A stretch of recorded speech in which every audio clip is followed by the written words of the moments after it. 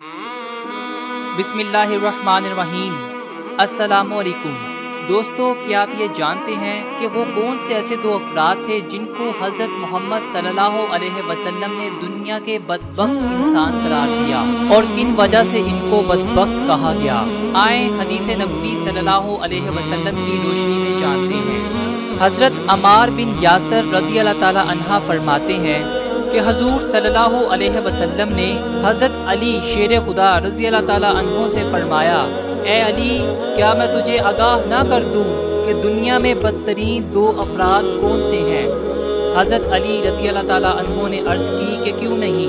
आप सल्लल्लाहु अलैहि वसल्लम ने इरशाद फरमाया कि एक तो सुर्ख रंगत वाला कौम शमूद का वो शख्स था जिसने हज़रत सालेह अलैहिस्सलाम की ऊँटनी की कोचे काटी थी, और दूसरा वो बदबख्त इंसान है, ए अली, जो तुम्हें शहीद करेगा और इस खून से तुम्हारी दाढ़ी रंगीन हो जाएगी।